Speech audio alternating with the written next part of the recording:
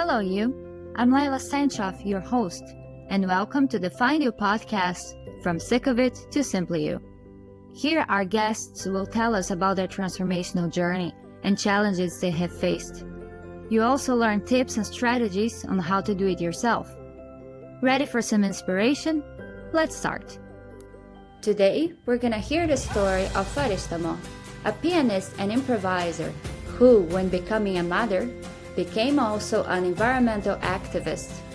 At the moment, she's actively working with animal rights and in an NGO that works towards protecting forests. She also does group volunteering, working in camps to raise awareness about different environmental issues. What do her kids think about that? Let's see.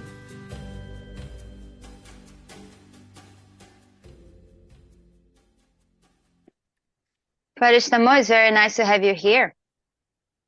Thank you. Thanks for being in the podcast. So, you are a musician and improviser, and it seems like a lot of things changed in your life since you got pregnant. So, tell me a little bit about that.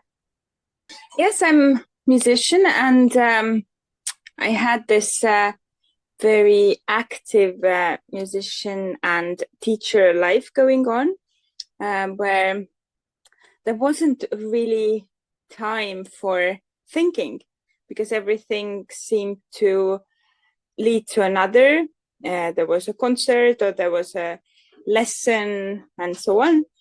But at one point when I got pregnant, suddenly I had time to do nothing because I just felt sick. So I just was walking around and looking around. I used to live in a small village on a time, and there I started to see that, for example, if my kid would go to kindergarten, there are no separate trash bins, for example. Of course, now I'm sure that this is a very small part of all this green way of living. You should not maybe create as much trash at all.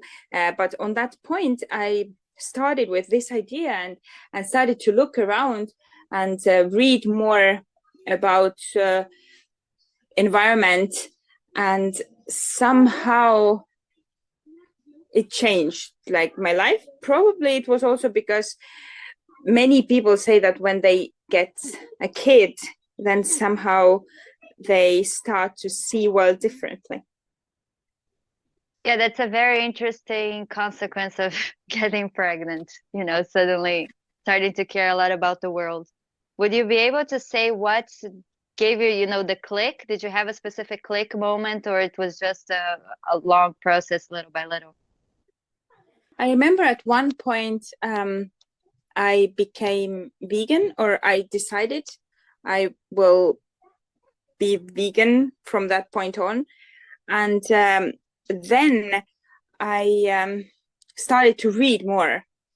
And somehow this changed quite a lot, because before that I got material about, like I said, about this, how to separate different trash maybe, or biological waste and plastic waste and so on.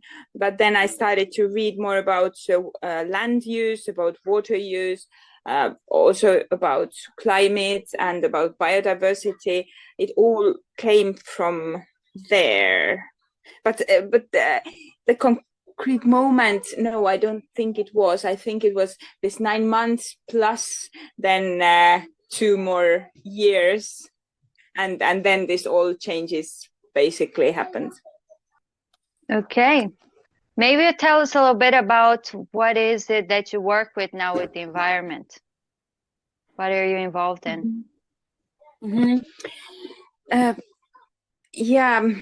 Well, right now I'm working, I'm based in Estonia, and there are 2 basic areas I'm working on. One is with animals and animal rights, and another big topic is forests protection, but it has somehow widened up. So also clean water and wetlands. And I see more and more that all these topics are very much related. For example, if people are talking about climate change, it's all about biodiversity also, and it is very difficult to talk about keeping the climate somehow in some frames, but not to talk how we use land or how species are going extinct and so on. But what I see is that the people can concentrate better on one theme. Very often people are also they care more about, let's say, animals, or about clean water, or maybe they have a wetland behind their backyard and they want to protect it. It is something what I try to do with my work, to put those different things together and to link them. Because what I see is that for politicians, for example, it's much easier to talk about climate change because there are these numbers, this CO2 equivalent. But if we work only with that, we can really harm biodiversity, for example. And then in the end, we still kill the nature.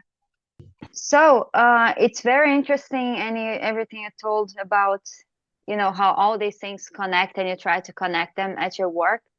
So it clearly changed a lot how you see your connection to the world and, among people, right? You mentioned before in another conversation that everything we do is affecting other people. It's not just, I'm a tiny piece of the world, because maybe sometimes we have this feeling that the world is so big that what I do doesn't make a difference, but it really does make a difference in the end. But how did this change your relationship with yourself, or how you see yourself, this whole understanding, a different understanding of the world? The biggest change for me is that even though I am sometimes very depressed or sad or whatever, I don't have this question why to wake up. And I don't have this feeling that my life doesn't have a point. So I have thought that when people say that they don't know what to do in life, or they don't find a meaning, then I would just like to say that go help someone. And it immediately changes.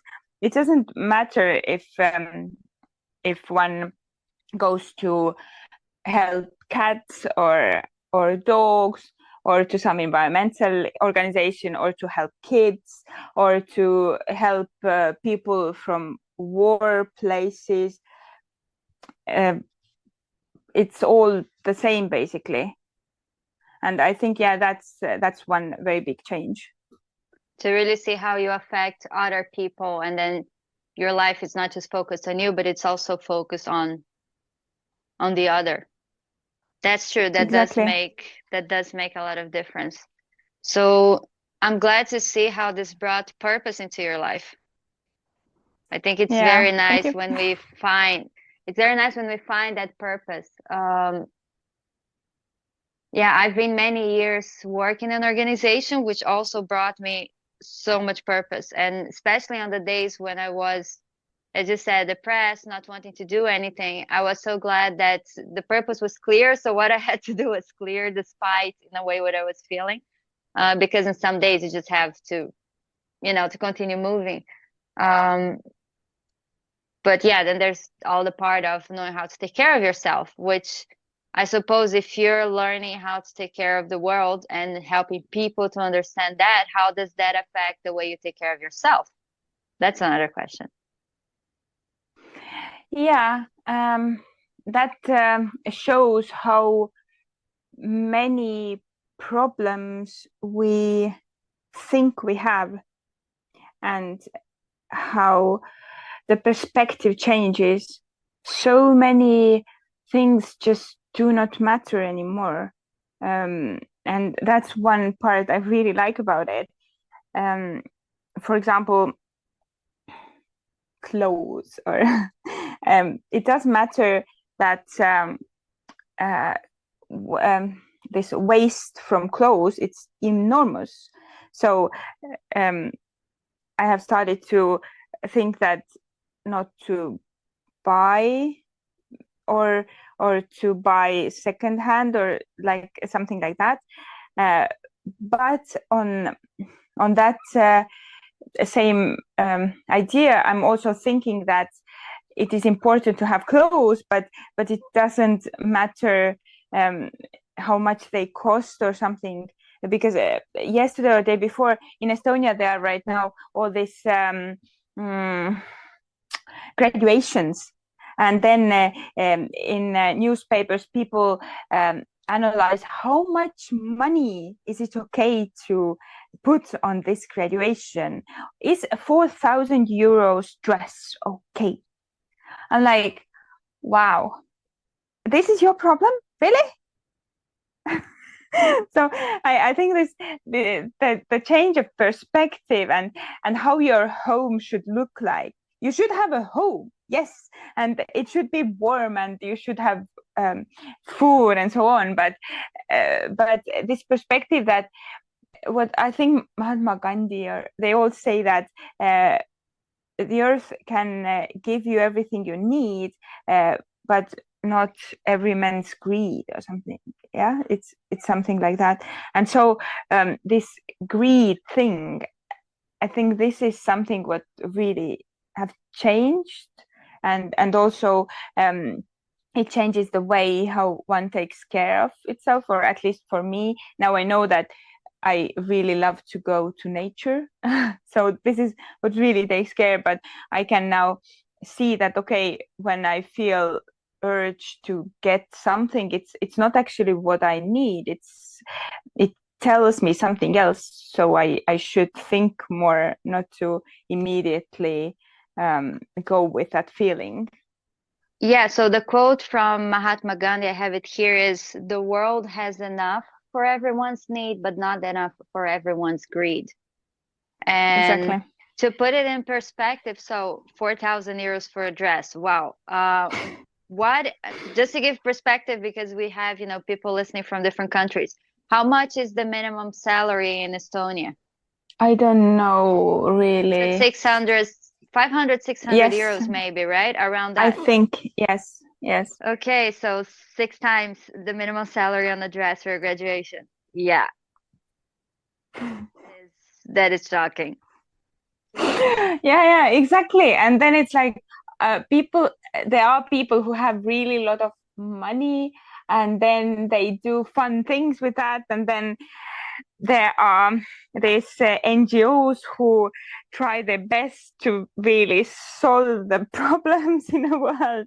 And so it's so the perspective of life totally changes when you start to work on this area, like this third what is the word for these NGOs? Third sector. The exactly, third sector. Third sector, yeah. So I come from Brazil, from in Latin America. I think the social issues, in my experience, they're much more visible than sometimes they are here in the Baltics. And I think that makes a big difference in terms of people understanding they have to do something. Because I'm not going to say there isn't poverty in Latvia or Estonia. Of course there is. But also because of the climate, even if you're poor, you have to have somewhere to live. Otherwise, you freeze in winter. So much of the poverty is much more hidden. So my experience is that it's much more difficult to have people actually actively doing something, because they don't see it, so it doesn't hurt them as much. Plus the fact that there was communism, and they were used to the fact that the state is taking care of it, so why should I? It's not my role. So it's really something it's so important that you're bringing these issues to life, that we have to take care of the world. We have our own responsibility. It's not, we can't outsource it. And on another conversation, you said that you don't think it is the kids' responsibility to save the world. So do you want to comment on that? Yeah. Yeah, before I come to that, I was thinking, you said that it's hidden, the poverty. Exactly. Also with animals, it's hidden. All these 56 billion animals for food grown every year, it's hidden. People don't see it. All they see is commercials with happy animals. So I have heard one presentation about animal protection movement in Estonia between two world wars. And why was it so active was because there were horses on the streets, because people used horses as a public transport or as a transportation, and there were people who took care of horses. They were acting bad towards them. So people saw it and they actively stood up. So this, and I have thought exactly the same what you said, that in Latin America, people are on the streets very often, so you see, but in Estonia, yes, you can't see them. There are so many poor kids who don't have food, but still we talk about kids starving in Africa, but it's true, but the kids are starving everywhere. It's just that in cold countries, maybe you don't see it so well. But your question, yes, very often we hear that go to schools, talk to children. We need that generations would change, and then the change happens. I agree that we have to, of course, the education has to be right on and like on time, so to say. But if I do some projects, then now I think that I would like to talk with grown-ups, with maybe older people, with people who have the power to do the decisions and to change things. Because, for example, if you talk about animals suffering to kids and they think, I would like not to eat animal products. Can they do that? Usually not, because they go home and parents will laugh at them very often, and they still have to do what parents tell them or what the teachers tell them. So in that sense, I think it's important to talk to kids, of course, but if I go to school, I have to talk with teachers so that the situation around the kids would change, so that kids would have the possibility to do differently and to really act differently. It really is frustrating, I think, if you know what you want and then everybody around you tells that no, you can't, you're very young and you don't know well, and I don't know, those people are stupid who told you that. That's why I think that kids are not responsible. Yeah, because they have limited, well, they can bug the parents with their ideas, but yeah, in the end, they have limited effect on, what they can do at the moment. So what are practical things you do in your house and with your kids to, do your part of taking care of the world and the animals and nature? We have a lot of books. They like to look books, and one of them can already read. And they have at school this thing that they take books to school to watch with other kids then. So she takes all these different animal and nature and trees books there. I write articles. So then to help change the environment around my kids. So, for example, teachers in kindergarten, they try to change the food for my kid because they read my articles, not because I told them to do so. In the end, they couldn't do anything because this company who brings food said that they can't change anything. But still, it was very nice to see that they want to do something. And at home, yeah, I try to talk to them. So, for example, if there is a book or a story or a cartoon that says that cow gives milk, then I try to tell them that, this language using is not correct. People take that milk. So what I want them to understand is how things work. If they decide to do something that they would know how this happens.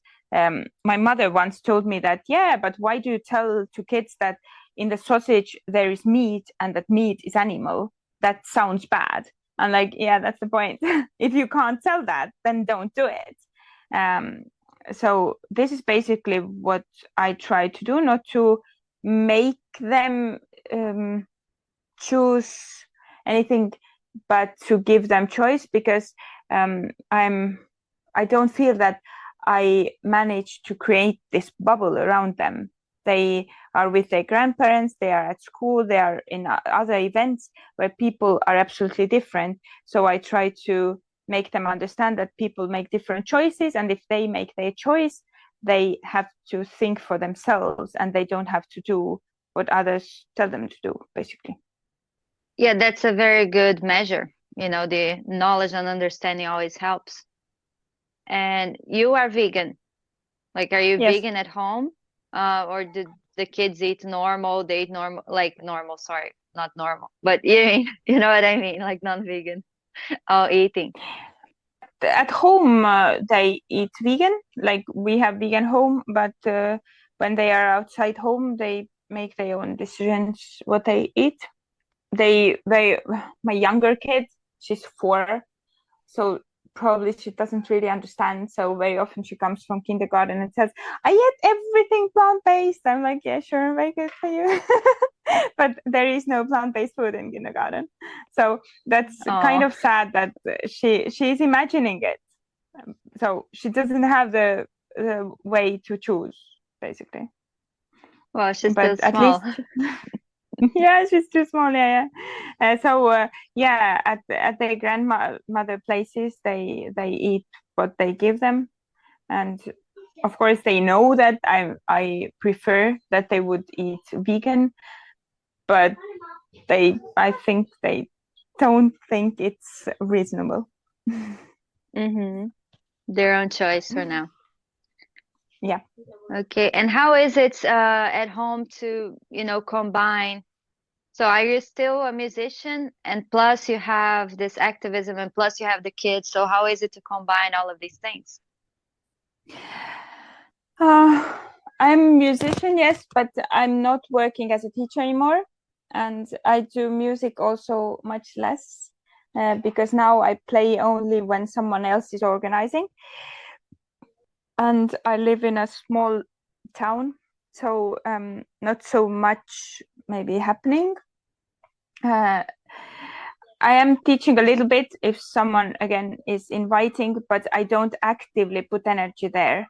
At one point, I realized that I don't really have anything to do with that music if the world is collapsing and if we don't have any more place to live, or let's say we have place, but if this biodiversity is not there anymore, then we probably will die. So I basically changed my work field.